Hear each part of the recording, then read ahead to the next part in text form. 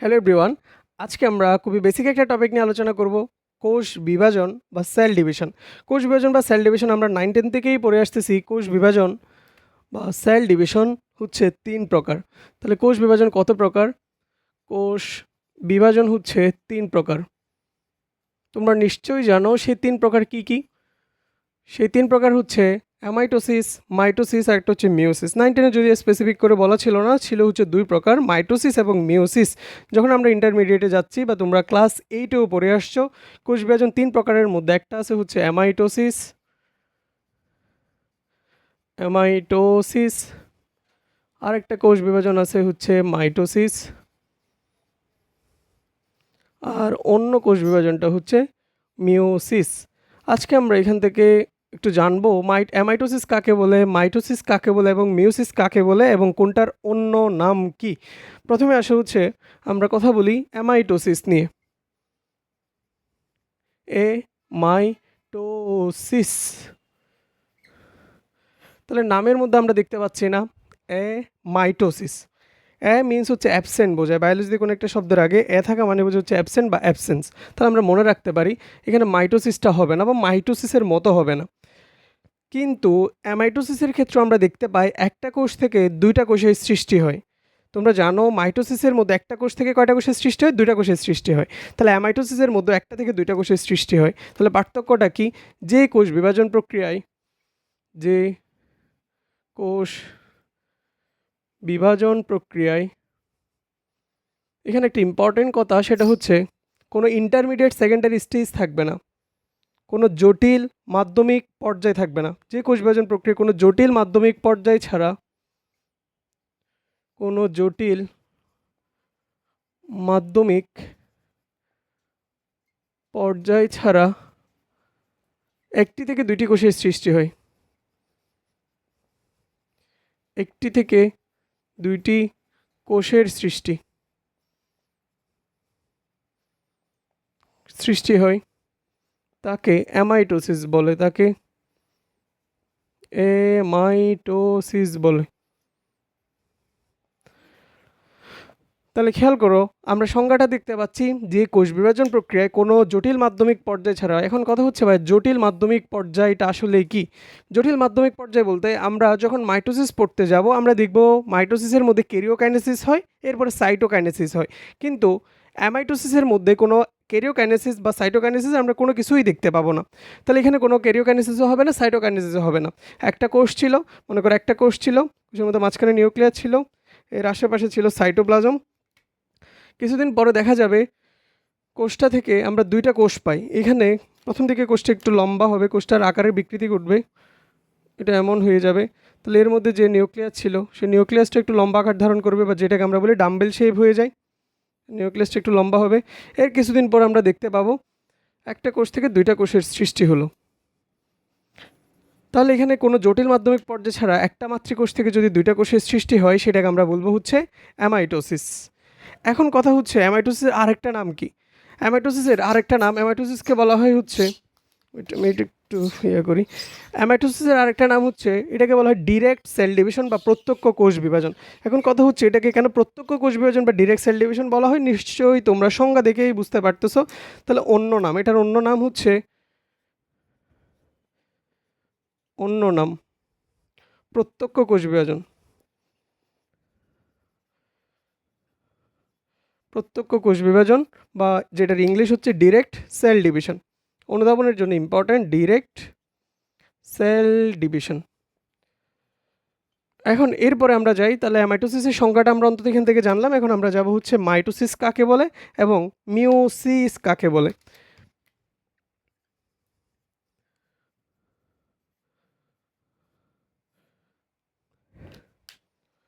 Mitosis কোষ বিভাজন তোমরা পড়ে আসতেছো, মাইটোসিস দেহকোষে সংগঠিত হয়। প্রথম কথা হচ্ছে এটা একটা কোষ বিভাজন প্রক্রিয়া, যেটা কিনা দেহকোষের মধ্যে বা সোমাটিক সেলের মধ্যে হয়।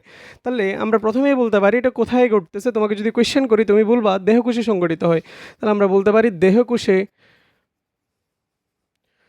সংগঠিত যে কোষ বিভাজন প্রক্রিয়ায়,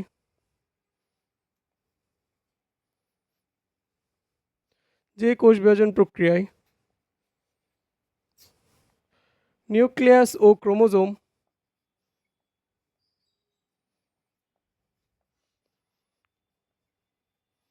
ক্রোমোজোম একবার বিভাজিত হয়ে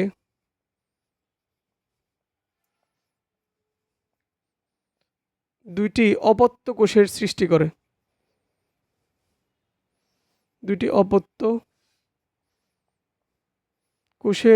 করে। তাহলে এখানে আমি কয়েকটা পয়েন্ট আকারে সংজ্ঞাটা, এখান থেকে পয়েন্টগুলো থেকে আমি সংজ্ঞাটা দিতে পারি। প্রথম কথা, আমি যদি তোমাকে কোয়েশ্চেন করি মাইটোসিস কোষ বিভাজনটা কোথায় হয়, তুমি বলবা দেহকোষের মধ্যে বা সোমাটিক সেলের মধ্যে হয়। এখানে নিউক্লিয়াসের কয়বার বিভাজন হয় এবং ক্রোমোজোমের কয়বার বিভাজন হয়?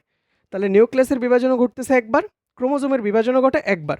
কয়টা কোষের সৃষ্টি হয়? তুমি বলবো ভাই 2টা কোষের সৃষ্টি হয়। এখানে তাহলে 2টা, আমরা এই যে তোমাকে যদি কোয়েশ্চেন করি এটা কোথায় ঘটে, দেহকোষে ঘটে।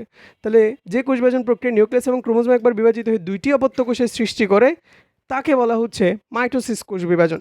এখানে আমরা এক্সট্রা করে আরেকটা লাইন লিখতেছি, অপত্য কোষের ক্রোমোজোম সংখ্যা মাতৃকোষের ক্রোমোজোম সংখ্যার সমান হয়। অপত্য কোষের গঠন, গুণাগুণ এবং ক্রোমোজোম সংখ্যা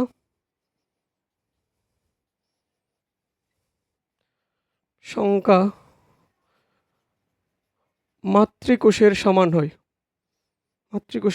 হয়। তাহলে দেখো সংজ্ঞাটা দিচ্ছি, মাইটোসিস সারা জীবনের জন্য মনে রাখবে, 2 দিয়ে মনে রাখতে পারো 2টা।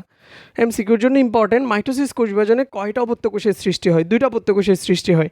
মাইটোসিস কোষ বিভাজনটা কোথায় সংগঠিত হয়? দেহকোষের মধ্যে বা সোমাটিক সেলে সংগঠিত হয়। মাইটোসিস কোষ বিভাজনের মধ্যে নিউক্লিয়াস এবং ক্রোমোজোম কয়বার বিভাজিত হয়? মাইটোসিস কোষ বিভাজনের মধ্যে নিউক্লিয়াস একবার, ক্রোমোজোম একবার বিভাজিত হয়। এবং বিভাজনের পরে যে অপত্য কোষ বা ডটার সেল সৃষ্টি হচ্ছে সেই কোষের গঠন, গুণাগুণ এবং ক্রোমোজোম সংখ্যা, গঠন, গুণাগুণ, ক্রোমোজোম সংখ্যা সরাসরি মাতৃকোষের মতো হয়, সেটাকে আমরা বলতেছি মাইটোসিস কোষ বিভাজন। মনে করো মাতৃকোষের ক্রোমোজোম সংখ্যা যদি টয়েসেন বা ডিপ্লয়েড হয়, সেখান থেকে যে 2টা অপত্য কোষ বা ডটার সেল ক্রিয়েট হবে সেগুলোর ক্রোমোজোম সংখ্যা হবে টয়েসেন বা ডিপ্লয়েড। যেহেতু আমরা যদি বলি mother cell equals to daughter cell, আমরা বলতে পারি না ক্রোমোজোম নাম্বার অনুযায়ী, তাহলে মাতৃকোষ সমান অপত্য কোষ বা মাতৃকোষের chromosome number equals to daughter সেলের ক্রোমোজোম নাম্বার।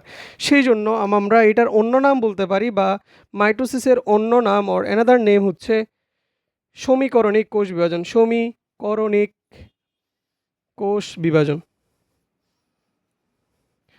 সমীকরণ ইংলিশ কি বলতো? সমীকরণের ইংলিশ হচ্ছে ইকুয়েশন, তাহলে এটাকে আমরা বলতে পারি ইকুয়েশনাল সেল ডিভিশন। তাহলে অ্যানাদার নেম কি? অ্যানাদার নেম হচ্ছে ইকুয়েশনাল সেল ডিভিশন। ওকে, আমরা এখানেও জানলাম এটা মাইটোসিস জানলাম। এখন আসলে আমরা একটু মিওসিস নিয়ে কথাবার্তা বলি। হোয়াট ইজ মিওসিস সেল ডিভিশনটা কি? তাহলে তোমরা নিশ্চয়ই এখন বুঝতে পারছো মিওসিস কি, বা তোমরা আগে থেকেই জানো মিওসিস বা মায়োসিস, মিওসিস সেল ডিভিশন। প্রথমে আসা হচ্ছে এটা কোথায় সংগঠিত হবে। তাহলে যেহেতু মাইটোসিস কোষ বিভাজন বলতেছি হচ্ছে সোমাটিক, মাইটোসিস কোষ বিভাজন দেহকোষ বা সোমাটিক সেলের মধ্যে হয়, এটা হচ্ছে গ্যামেটিক সেল ও জার্ম সেলের মধ্যে হবে। তাহলে আমরা প্রথমেই লিখতে পারি জনন কোষ বা জনন মাতৃকোষ। কার ক্ষেত্রে জনন কোষ, কার ক্ষেত্রে জনন মাতৃকোষ আমরা ডিটেলসে পড়বো, বা আমি এখানে ওভারঅল লিখতেছি জনন কোষে সংগঠিত বা জনন মাতৃকোষে সংগঠিত,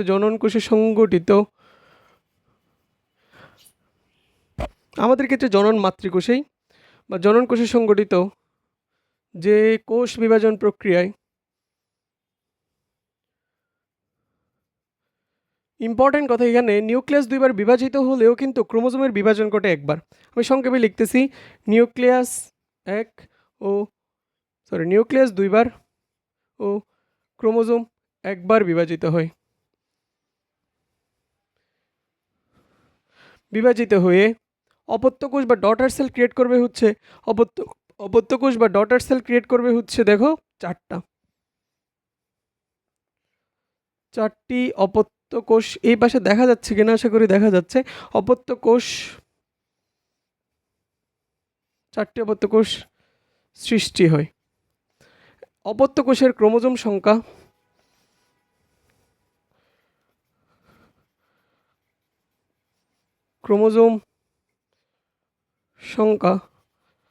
মাতৃকোষের অর্ধেক হয়।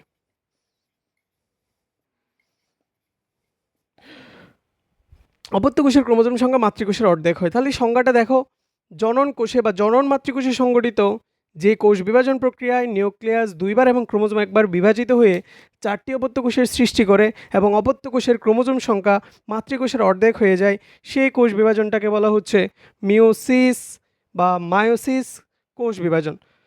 বা খেয়াল করো, এখানে যদি আমার মাতৃকোষের ক্রোমোজোম সংখ্যাটা যদি ডিপ্লয়েড বা টয়েস এন থাকে, এখানে মিওসিসের আমরা যখন প্রকার পড়ব মিওসিস 1, মিওসিস 2, এখানের মধ্যে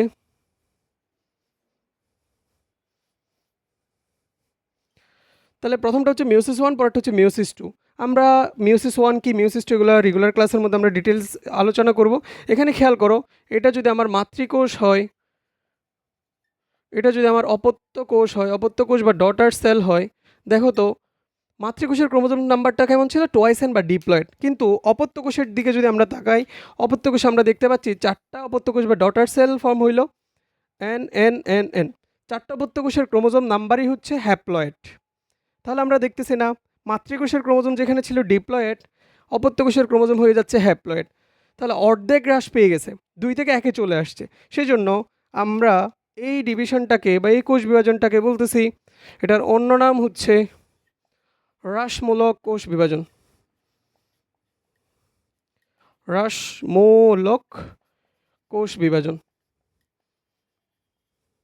তাহলে হ্রাসমূলক কোষ বিভাজন ইংলিশে কি বলা হয়, রিডাকশনাল সেল ডিভিশন।